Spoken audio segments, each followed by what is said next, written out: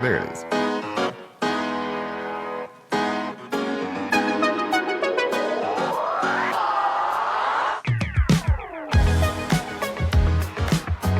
Bad news. Well, good news. Good news. Good news. Guys, we have to do a show right now because guess what just happened right before we started recording? Did Prince Andrew get arrested for his involvement in the Epstein files? Oh, I was talking about the House of the Dragon trailer, but that too. Yes, welcome to Still Scrolling. I am your blackest host for Black History Month, Justin. I am your not blackest host, Derek. And I may be the whitest host, Stefania. Okay, we cannot joke around any further because as soon as we pressed record on this podcast, right before, we learned that Prince Andrew, the Prince Andrew, son of the Queen Elizabeth, just got arrested over the Epstein files. This is insane to me. I don't. I didn't think there were still guardrails in society, but first reactions from Stefania and Derek. What do you guys think? Good. Good riddance. Let's see this through here. Let's maybe get some of this momentum going across the pond. And start arresting all the fucking criminals in the U.S. that are in the files, that are guilty, that are implicated in these crimes. Seems like a pretty basic, straightforward situation here. I'm not sure why it took so long. Yes. Let's. It's insane. Well, it's not insane. I'm just surprised there are consequences at this point. This is the latest from the New York Times. The British police on Thursday arrested Andrew Mountbatten Windsor, formerly known as Prince Andrew, over suspicions of misconduct in public office after accusations that he shared confidential information with Jeffrey Epstein while serving as a British trade envoy. The arrest was a stunning blow to the British monarchy and escalated the long-running crisis for Buckingham Palace over the former prince's ties to Mr. Epstein and allegations of sexual abuse of a young woman. Jeez, I mean, them's the breaks, Prince Andrew. Sorry to say, I don't even feel bad about it, to be honest with you. I'm just shocked that it's happening in 2026. Do we think that there will be more arrests based on the information in the Epstein files? I think this is good movement to holding those accountable for what they have done. Do I think this is gonna make some things move here in the U.S.? I don't think not by much, maybe a little bit, but it still seems a little stagnant here. I don't think much is going to happen. I feel like across the pond, they're more serious about that. Whereas here, people in power are not taking it seriously like they should. Dang. Derek, who do you think is going to be arrested next? Chris Tucker. No, not Chris. He was up in those files. If he's guilty, I'm okay. I don't need another rush hour, you know? Oh my God. You know what makes me mad? That conservatives got Rush Hour in the culture war. What the fuck? Rush Hour was so funny. And it tracks though. Jackie Chan has disowned his lesbian daughter. So what? You didn't know that? I didn't know this. What? Yeah. Mm-hmm. Breaking news. And everybody likes to be like, "Oh, Jackie Chan. Jackie Chan is kind of I don't say that. A bad person." So I don't say that. Maybe Steph does. Maybe you confuse me for Steph. I don't know. Me, who's only seen 30 minutes of the first Rush Hour. Here's the thing. Rush Hour, perfect example of a product of its time. It's still good. It's still very good, but dang. My favorite, the best part of the Rush Hour movies is Don Cheadle. In that 5-minute, 10-minute scene that he's in, that he's taking himself too seriously. that is the best bit of acting from like in any sort of like comedy movie ever made. Don Cheadle's role in that movie, so much so that that's his like profile picture on social media is that character in costume. Other than that, yeah, you're very correct on that one, Justin. It's a product of its time. I don't think it would slap the same way it as it did if they made that now. Don Cheadle wanted to learn Mandarin for the part. I read that recently where like they originally wrote him as like speaking in English, whatever, but he was like, "Nah, I want to speak Mandarin," and so they rewrote it so he spoke and he learned it. Yeah, wow, he's great. I don't know how we got on Rush Hour from Prince Andrew being arrested. Oh my God, arrested! Rush Jesus Hour Christ, over the Rush Hour. But sorry, you know what this means for Prince Andrew. The only time this music is appropriate. Anyways, we gotta keep it moving. Word on the street is that Jacob Elordi was offered the role of James Bond. I hesitate to call this confirmed, but that is the current word on the street, according to the Scoopers. After years of speculation about who could be the next James Bond, new rumors hint that Jacob Elordi could be the one taking over the iconic role in Denis Villeneuve's upcoming feature. It has not been confirmed, but Elordi's is the latest name to be added to the list of actors poised to take over the character after Daniel Craig's critically acclaimed stint. This is right after all the Wuthering Heights buzz, but previously the actor that was going to get it was our favorite Craven himself. Oh gosh, what's his name? Craven the Aaron Hunter. Taylor Johnson. Aaron Taylor Johnson. So, would you guys see a Jacob Elordi James Bond? No. I'm not into like James Bond. Like, I mean, we've had so many. Is it just normal now that there's always going to be a new James Bond and it's never going to stop? Yep. Yeah. I mean, James Bond is one of those characters that can be reinvented every decade or so. Kind of like Doctor Who?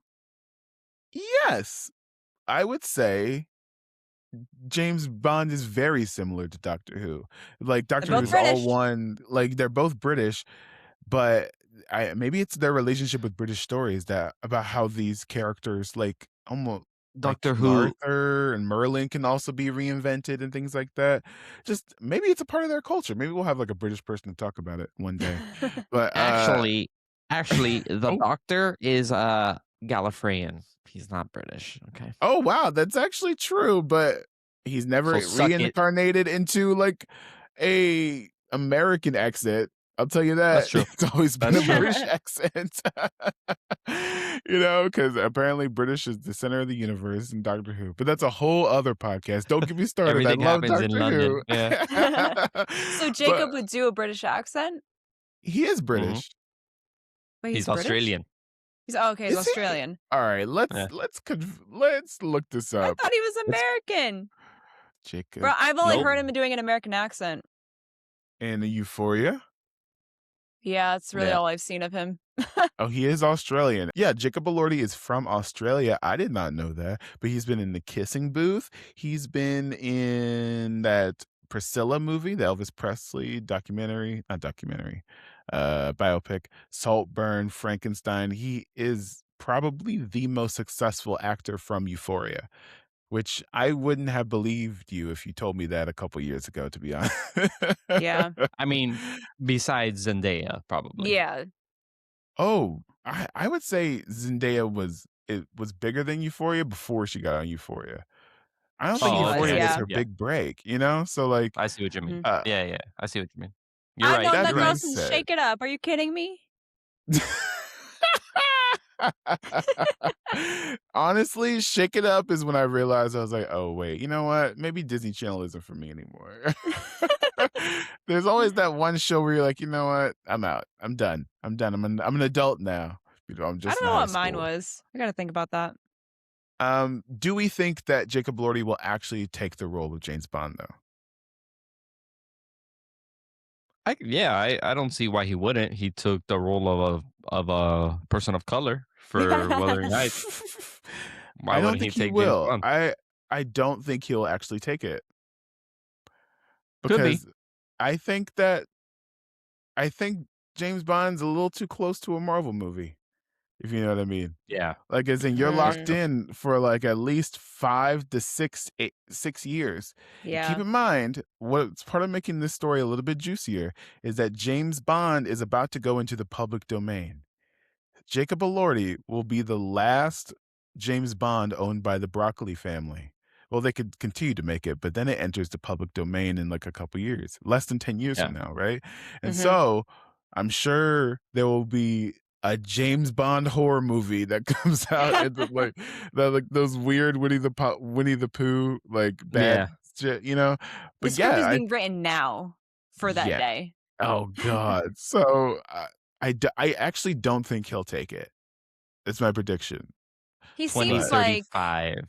So yeah, there's 10 years. Sounds just about right for like 3, 4, 5 more movies. Yeah.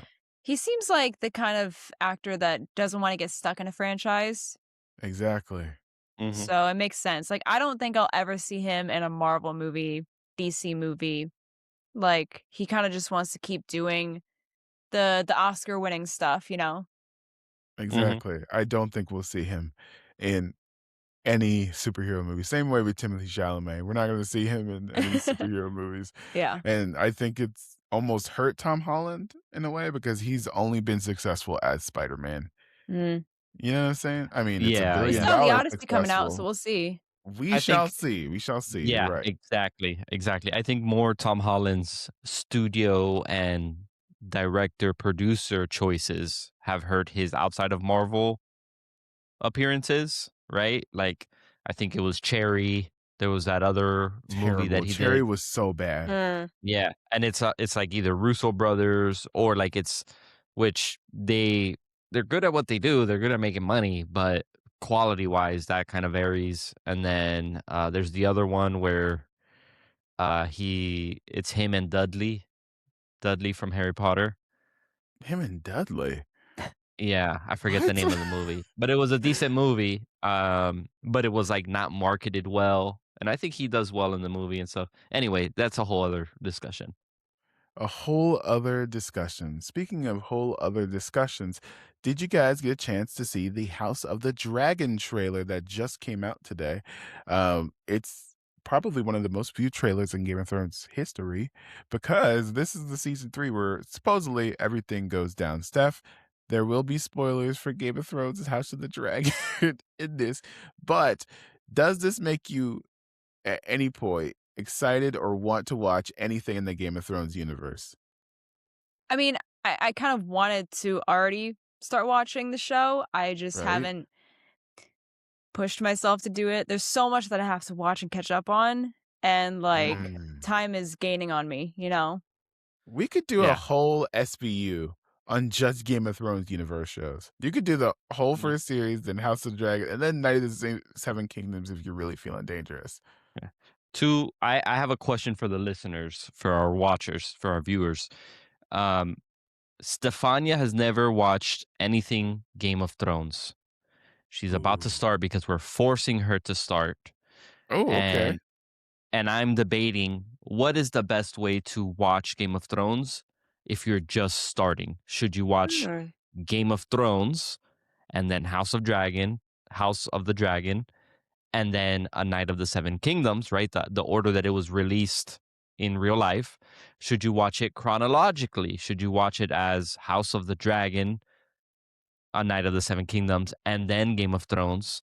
Or should you just watch it based off of like what's the best in the universe, which in my opinion is A Night of the Seven Kingdoms, Game of Thrones, and then House of the Dragon? So just what do you think? What is the best watching order for the Game of Thrones universe TV shows so that Steph can follow that because we're forcing her? Let us know in the comments. Forcing?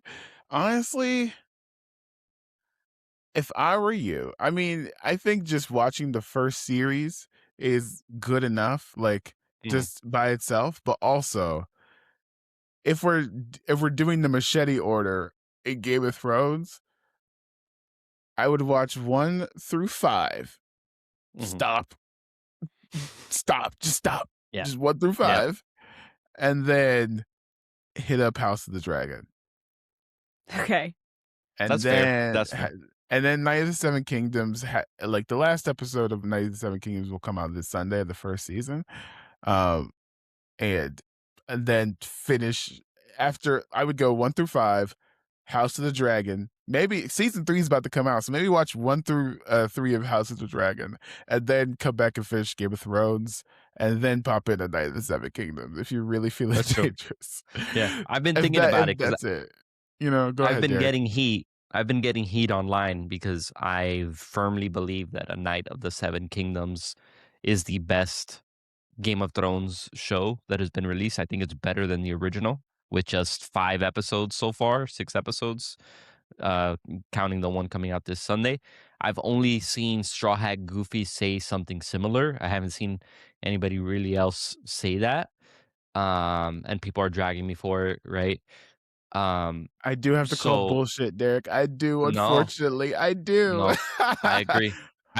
I think it's like the movie Eternity with Elizabeth Olsen and Miles Teller. I love that movie. That was so good. Where it's like, that ordinary love versus like that, romantic spark and fantastical love that she had with the other dude. Mm-hmm. That's how I feel about A Night of the Seven Kingdoms. Like, these stories work so much better when you're looking at the small people, the peasants, the normal folk, versus like these big fantastical stories. It's not to say that Game of Thrones is bad. I think that's what people are interpreting, is that I say that and they're like, Game of Thrones sucks. It doesn't, save for the last couple seasons. So, it is what it is. I think what you're doing is like, feels to me like the equivalent of like, it's like, it's, how do I say this? It's like, Game of Thrones is like a full meal, right? You know what I mean? Maybe like it's burgers, fries, maybe another side, and maybe a milkshake, you're right? And then Night of the Seven Kingdoms is just the milkshake. And it's like you're saying, this milkshake is better than this entire meal. And you're like, yeah, but also there's other stuff that require different things. You know what I mean? It's like, does it bring all the boys to the yard? Subjective. Exactly. Does it bring all the boys to the yard? And they're probably like, it's better than y'all's. It does. And so Night of the Seven Kingdoms. Oh, that's what you get. Choking on your own ambitions, I see. I was going to say a joke, and then I got caught up. Basically, just, it's a bad week to be a prince. Okay. All right. It's a good thing I'm reading a hockey romance right now and not any fantasy, so I'm in the clear. Listen. All right. Actually, anyway, if I had to show Steph one episode to possibly get her into Game of Thrones, I would show her the Jon and Ygritte storyline. Yes. Jon Snow and Ygritte. Yeah. Yes. It is a book talk romance in Game of Thrones. Just that subplot. And it's beautiful. It's heartbreaking. It's probably one of my favorite like storylines in all of Game of Thrones, just Jon and Ygritte. And plus, they got married in real life. So, that's right. I saw them, the pictures. They did. Also, they did. Maya Hawke got married on Valentine's Day, side note. And Millie Bobby Brown was not invited. No? Well, she didn't come. She wasn't there. Noah Schnapp was in New York at the same time as the wedding, and he did not come. But that's a whole other Really? I thought I saw him in the pictures. Maybe I didn't. He has been suspiciously absent from like all of the like post-season release stuff where like all the cast are together and stuff. And it's not to say, I don't want to speculate. I don't want to be like, Perez Hilton, TMZ, let's gossip about celebrities. But it is very coincidental that like, the cast are doing something. I'm not there. I'm doing something else. Like, I'm busy doing something else. Same thing with Millie Bobby Brown. So I don't know, whatever. Good, I guess. They'll be back for season 6. So God, please do not put that into the universe. Mark my words. 10 years from now, Stranger Things will be back. Just give it time to breathe. Yeah. And then they'll be, because A whole other podcast. Speaking of a whole other podcast, did you know that Kristen Bell is now Amy in Sonic 4? She joins the ranks of Keanu Reeves as Shadow the Hedgehog and as Idris Elba as Knuckles. Have you guys seen the Sonic films, and does this excite you at all? I have not seen the films. Shocker. But have I'm also you played Sonic at all? I haven't played Sonic, so that's really why I have never Oh my God, dove into watching movies. But what are we doing? What are we doing? Cancel the pod. Just cancel guys, the pod. Bro, Sonic, you haven't guys, played Sonic, Stefania? You realize how old okay, listen. My brothers didn't really play Sonic, so they never got me into Sonic. Otherwise, I would have probably played it if they did. They played Pokemon growing up. I played Pokemon growing up because I was introduced to it by them, but never Sonic. But this is perfect casting. I think this is really good casting if you're a Sonic player. Dead on. I will say that the Sonic franchise has had great castings for their characters. And you can compare it to the Super Mario Brothers movie too, with great voice castings as well. I'd say Sonic is probably top of that. Ben Schwartz as John Ralphio as Sonic is spot on. I think that was perfect. And then everybody else, obviously. I love how you named his Parks and Rec character. Yeah, nobody knows him by his real name. Yeah. Wait, Ben Schwartz, I've never seen Parks and Rec. Oh, come on, Justin. What are we doing? Now that's a bigger shocker than me not seeing Sonic. Dude. Or Game of Thrones? Are you kidding me? Are you kidding me? No, Stefania, you're not getting away with this. Hang on. I even saw Parks and Rec, okay, at my ripe age of, I don't know when I saw it. I saw it years ago, though. Years ago. I saw The Office first, then I saw Parks and Rec. The fact that you haven't seen it, though, is crazy to me. Yeah, that is more shocking. Yeah. It just looks like white people humor. What do you want me to do? You're not wrong. You're not wrong. Is it? Yeah, we'll get sorta. Yeah. And then Donna's there as not the token black person, but as the not some fucking weird white people person. Yeah. So yeah, you're right. You're not wrong. But it still is a funny show. I'm not saying it's not funny. You know what? I'm happy that you're happy with your culture. That's great. I'm happy that you get to enjoy your culture. That's awesome. I'm so happy for you, right? Anyways, speaking of being happy with your culture, did you guys hear that Christy Carlson Romano unfortunately got diagnosed with cancer a couple of days ago? I don't know if that's a great introduction for that was such a wild segue. What do you mean? She's part of your white culture. Is she not representative of white culture? Yep. Right. But homegirl has cancer now. Yes. Speaking of being happy for white people. Yeah. Yeah. That's basically what you said.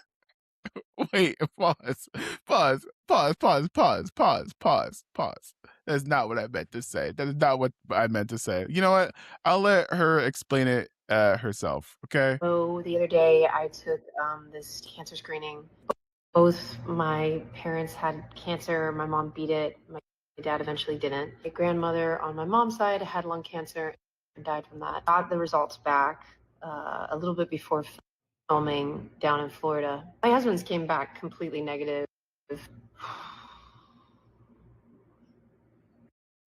Mine did not come back negative. Which is so very, very sad. Very sad. So, I'm sending her well wishes. I hope everything is okay. Christy Carlson Romano is famous for having a role on Even Stevens. She was Mary Poppins on Broadway at one point in her life, and she's more famous recently for her podcast network, which created that wonderful Ned's Declassified podcast that nobody likes anymore, as well as her making AI images of roles that she almost got. What do we think of this news? I wish her the best in all truthfulness, because this is news that nobody wants to hear. But also at the same time, I'm like, Christy Carlson Romano has put so much of herself online. I'm like, I don't know if I think you not retreat, but like be with your loved ones at this time. We don't think about us. Does that make sense? Yeah. Also, want to point out that she did say that she's trying to get her insurance to pay for the screening. I'd say that's a bigger part of the story. I mean, her having cancer, yes, it's huge, but also a huge part of the story is insurance paying for stuff you need done for your own health, life or death situation type health. I think that's a bigger problem. Not a bigger problem. I'm not saying that's a bigger problem. I'm saying that's a big problem. It's also part of the story, but that should be talked about. I do feel actually bad, and I think it comes along with the discussion of actors and their role with their fans and paying for their medical bills, along with what happened with James Vanderbeek recently, whose family had a GoFundMe where fans can send their support, and for some reason got a lot of pushback. I this is where I feel, unfortunately, not woke enough. This is where I'm like, do we really need to like? Does James Vanderbeek's family need to be the sacrificial lamb that we need to make our woke point on about? Like, because if you didn't know, James Vanderbeek was very anti-vaccine and anti-traditional medicine.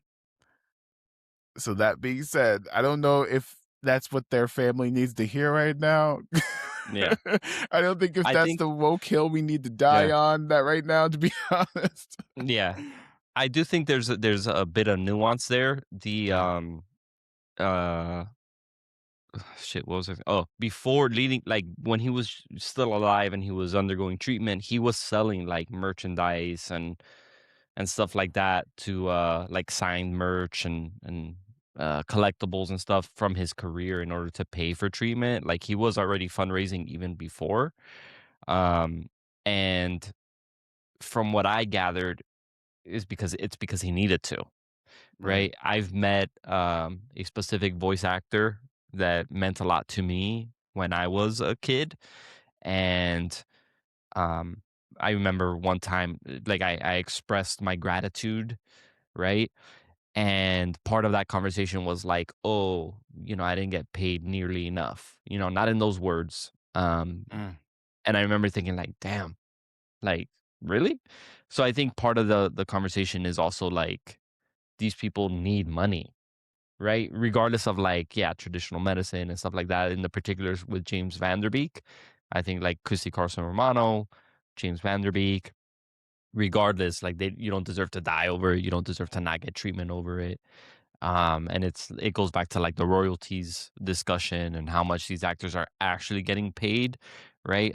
And basically making it doesn't seem like it necessarily because they're famous, but ultimately they're not so ultra rich where it doesn't matter that they have whether they have insurance or not, right? They're still like, damn, if James Vanderbeek needed to sell merch to pay for his cancer treatment, that's crazy. If Christy Carlson Romano is fighting her insurance company to pay for a screening that can potentially save her life or add years to her life, like that's insane to me, right? Like, yeah, I think people well, some people don't know or they forget if they've heard it before, but when you are an actor, there are different tiers of actor fame level that you're in. You have the A-listers, right? Who are almost in everything or big names.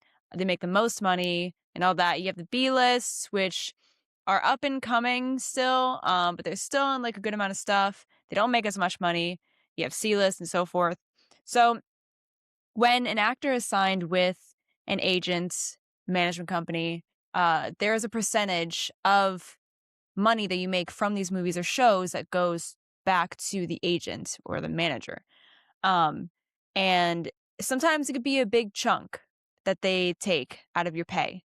And then you have royalties from shows that you get that sometimes aren't even a lot of royalties. There's a whole thing of like no one was getting royalties because of streaming services and all that, blah blah. So you could, I forgot who the actress was that explained it on this show, but she made a great explanation of how income works as an actor. And she's a very well-known actress, right? And she was talking about having to pay for her son's college. Because college is, you want to put your kid in the best school, right? 80 grand a year, ridiculous. How are you going to afford that? And so you could make like,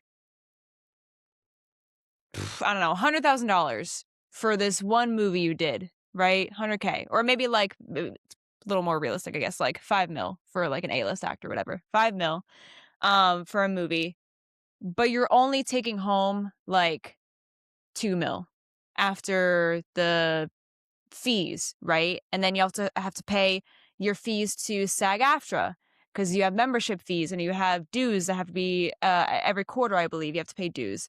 So for someone who's like maybe a B or C list actor, they make like $100,000 for this one show or movie. They only take back 20K or something, like that's it. So everyone thinks that, oh, you're an actor, you're famous, you make millions, blah, blah, blah, blah. That's not the case. There's a term working actor, which means you are a consistently working actor. You're consistently making money, income to pay for resources, to pay for your kids, to pay for everything. You have to work. You have to work, right? There are some celebrities out there, actors out there who don't really have to work consistently to make that money. They're just loaded with like either brand deals because they're very well known. They don't audition for roles, right? They just get called by the director and say, hey, I have a part for you. And they don't even want you to audition. You already have the role type thing. So it's a cutthroat industry. You have to really be working your ass off to make it to A-list, at the top. If you want to make it that far, not many people want to make it that far. Some people are just happy being a working actor, just doing that they love. Man. So I hope actors get the medical care that they deserve. But speaking of actors, let's play a quick round of Who's This Black Person? For Black History Month. Can you name this black person? I'm scared. I'm scared. Why are you scared? Steph, do you have more people that I would know? Yes. Okay. I got younger black people this time. I might be cooked hopefully here, for sure. Steph can. I might be cooked too, guys, because I'm not good at names. Okay. I mean, what could possibly go wrong, right? Right? It'll be fine. Okay. This one, I'm sure you guys will know this guy. He seems pretty nice. He's been in a couple big movies. Who is this black person? I don't know him. I He don't was in know an him. Oscar-winning film. Those aren't Israel. Those are contacts, right? Probably. Okay. But who is this black person?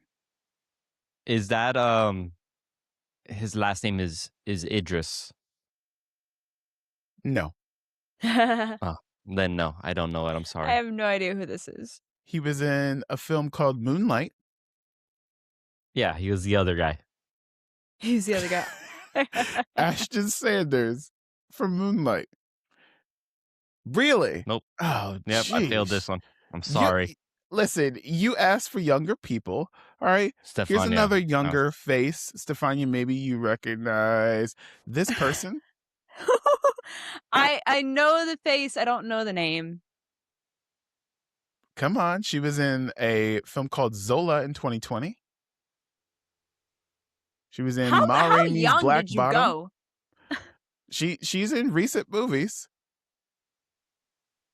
Here's her winning an award. No guesses. I don't know. I know her face. I don't know the name. Oh, jeez. No answer. It's Taylor Page. Jesus. Okay, you guys should get this person now. Oh God. Yeah. Come on. Shit. Now, of course, now I forget his actual name. I actually forgot his name. as well. No. We can't not answer 3 in a row, Stefania. Hold on. No, Hold I on. know. I know. I thought this would be an easy guess. You know him. I forgot his name though. Seriously? It's obviously Haley Steinfeld's obsessive stalker. Yeah. But what's his name? Shamik Moore. Shamik Moore. Yes. Steph, you Shamik Moore. I forgot his name. Damn it, because he hasn't been in the news in a very long time. Jesus so I forgot his name. In the news when he does some weirdo shit again. Yeah. Oh my gosh. Okay, let's keep it in the superhero realm. Who is this person? Zazie Beetz. Zazie Beetz, yeah. It is Zazie Beetz. Okay. Last one. This will be easy, I promise. Who is this person? This superhero still? Superhero? No. Oh. I have no idea. He's been in popular shows. Grownish. He was on he was on Grey's Anatomy. He was on I don't watch Grey's Anatomy. Stefania's favorite shows, Casey Undercover. Casey, okay. I would say Casey Undercover was probably the show that was like, I'm too old for Disney. But what's his name? Yeah, I have no idea. Oh my God, wait, I remember him. I don't remember his name. It just like clicked to me. Me too. I remember him. I don't remember his name. It just clicked to me. Isn't he on Camp? Is he on Camp? No, he's on Camp Rock. What was the other Disney thing he was in? This is brutal, guys. I don't know his name because it was a long time ago. Because I've seen him on Disney and it was a long time ago, so I obviously do not know his name. You guys give up? Yep. Yeah. Trevor Jackson. Yes, Trevor Jackson. Don't stop acting like you know. No, stop that's it, like Trevor you know. Jackson. No idea. This is. Oh my God. What is it? I'm gonna pull a Kiki Palmer. Like, I don't recognize. I don't know this man. Hold on. What was he in? God. Trevor Jackson. Yeah. Grownish. No, Disney era. Austin and Ally. Is that where I saw him? And Let It Shine. Let It Shine. That's it. I thought that would be easy for Steph. Like, no. 5 years? 5 years makes a huge difference because I have no idea any of those shows that you guys just mentioned. I totally forgot about Let It Shine. Oh my God, that's where I saw him. Let It Shine. Guys, your black cards have been revoked like you ever had them. But I picked all young people. And I didn't ask for that. Steph, it was in your favor. You don't know any black people. Yeah. Stefania, this was your chance to take the lead. I also do not watch a lot of stuff. So you guys know I don't watch a lot. Mm-hmm. I bet you if we put The Godfather on, you'd recognize all of them. No, I would not. All I would recognize is Marlon Brando. That's it. Jesus Christ. We're cooked. That's it. That's our show for today. Thank you so much for listening. Make sure you follow us on all the socials. That's TikTok, Instagram, Twitter, Blue Sky, and all that good jazz. And we shall see you on Monday, right? Yeah, Monday. Yeah. Go US hockey. I hope they play Canada.